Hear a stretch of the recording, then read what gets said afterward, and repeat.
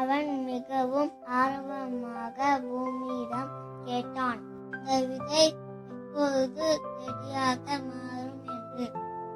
பூமி சிரித்து கொண்டே கூறியது, அவசரம் இல்லாம பொறுமையாக தண்ணீர் ஊற்றி பராமரித்தால் அது உன்னை மகிழ்ச்சி அடைய செய்யும் பூக்களை தரும் என்றது. குழந்தை தினமும் தண்ணீர் ஊற்றி அதை நன்றாக கவனித்துக் கொண்டான்.